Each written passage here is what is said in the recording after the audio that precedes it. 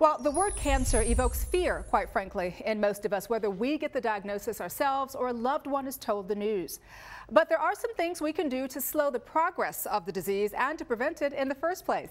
In our ongoing series, Fighting Cancer Now, we're talking with Lynette Bisconti, president of the Gateway for Cancer Research, and Carolyn Lammersfeld, vice president of Integrative Medicine for Cancer Treatment Centers of America. Welcome, ladies. Morning to you. Good morning. Thank you. Glad to have you here in our Balancing Act kitchen. I know we're going to be whipping up some delicious dishes here coming up in just a couple of minutes, but the great thing about having segments like this is we can talk about health. And I know that, you know, lifestyle can contribute to overall good and bad health, but does that mean that we can actually take some steps to improve our chances of avoiding cancer, Lynette? Absolutely. There's a lot that we can do to help maintain our health, and nutrition is one of those things. According to the National Cancer Institute, up to 35% of cancers can be prevented, and in women 35%. 35%, and in women it may be as high as 50% of cancers that can be influenced and prevented using nutrition and lifestyle changes alone. It's huge. It is huge. Huge.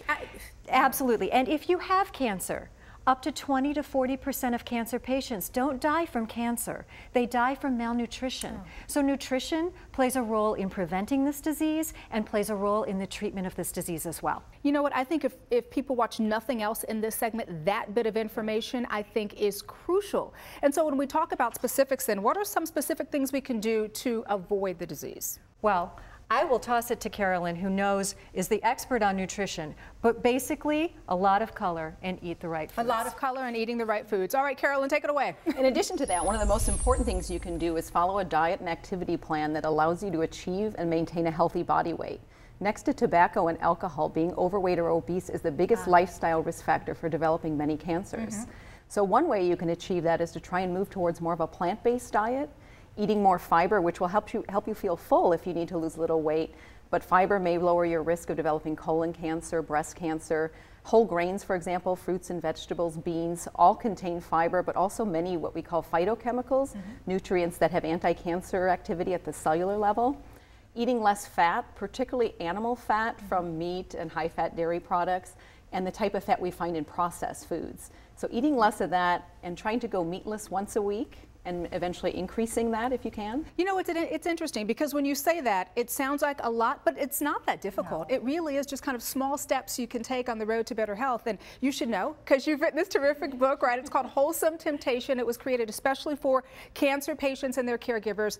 We have some terrific examples of recipes from that book. Can I tell you how delicious this looks? It does. I mean, this looks amazing. Walk me through what we have here. It tastes wonderful too. The first dish we have is a Moroccan cod, which is full of color, as Lynette mentioned, and flavor. We like the cod for its easy to digest protein, but it's also a good source of omega-3 fatty acids, which are nature's anti-inflammatory. They can actually help people being treated for cancer maintain their weight and muscle as well. We like the chickpeas in there. Again, the beans are a source of fiber. They also have several different phytochemicals in them that have anti-cancer activity, as well as the tomatoes, which are a very powerful antioxidant. Absolutely. Love it. I love it. You know, as we move on here, I want to talk a little bit about your organization, the Gateway for Cancer Research, because you really are so involved in helping to educate patients about the importance of exercise, the importance of diet, and keeping their overall health. And this is all lifestyle changes, little lifestyle changes that people need to make, right? Absolutely. At the Gateway, we fund cancer research to help cancer patients feel better, live longer, or be cured today. And the role of complementary and alternative therapies, including nutrition, is critical, and we need good research in those areas. So we fund research in those areas as well. And we're funding right now a study at Sloan Kettering in vitamin D. What we know about vitamin D is if your levels are low in colon cancer, your outcomes might be poorer, and pain and fatigue might be greater. If we can just supplement with vitamin D, your outcomes might be better, and you might be able to ease the pain and fatigue associated with the disease. So we're funding that study now. It's important to know that. These are less toxic treatment options and things we all can do. I think that's wonderful that you said that, things we all can do, and little things we all can do, including diet, as we continue here with these wonderful recipes that we have here. Did you make this? I didn't make it I'm today. joking. I know you didn't. I know you didn't. It looks great, though. What is this? This is a Mexican lasagna, so this is one example of how you can go meatless. We have whole grain tortillas, which again gives you fiber and many phytochemicals to protect you at the cellular level. We have beans in here, tomatoes as well.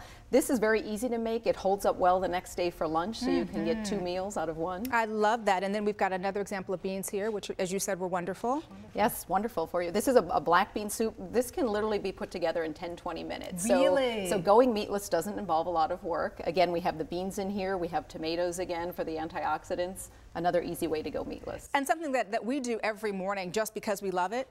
Dun, da, da, da. Who doesn't love it, right? Oatmeal. Absolutely. And then actually, this is a little twist on oatmeal. Okay. This is actually a spiced quinoa. Quinoa is a grain that many of us aren't familiar with. I love quinoa, yeah. Popular in South America. Yeah. But again, it's a little twist on oatmeal, high in fiber.